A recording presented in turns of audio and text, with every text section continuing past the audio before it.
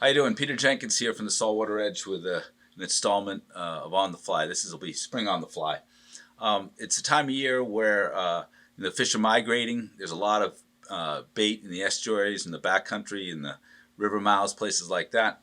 And big fish, better striped bass will follow them as well because it's certainly, some would argue that now spring is a better time to catch a bigger bass from shore than the fall had traditionally been, as sometimes the bass take an offshore route or the weather's just so lousy in the fall it's hard to get a rhythm to it and find the bigger fish.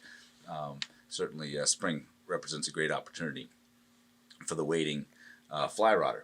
So you're likely in the estuaries to be fishing maybe primarily a silverside pattern like the raised fly, and I often fish the raised fly as the point on a dropper rig with another critter, be it a shrimp pattern, simple shrimp pattern, or some combination of worm flies.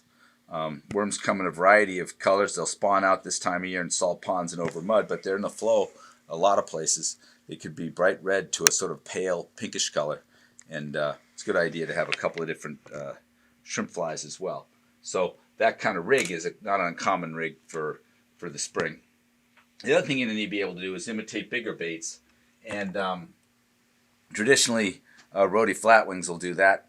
This is a long, 12, maybe even 18-inch pattern in this case, with a lot of life built into it, a lot of individual fibers, individual colors, but when the water is used as a material, it expands. It's relatively easy to cast, but it presents a large profile in the water. Another alternative is this mullet marauder style fly from Long Island Flies, which is some craft fur in the head to give it some bulk, but then flat wing and a little bit sparser through the middle, but a longer, easier pattern to present.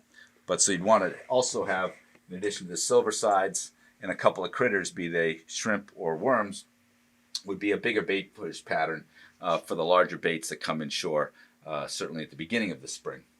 And then the last is where I use a clouser, whether it's the smaller one, what's probably a size 1, or combine it with the deceiver in the half and half, which probably gets you 6 or 8 inch profile fly. You can dial it up or down depending on the bait fish that you see, but the chartreuse is a great color for dirty water and is an attractor pattern when you don't see fish actively feeding.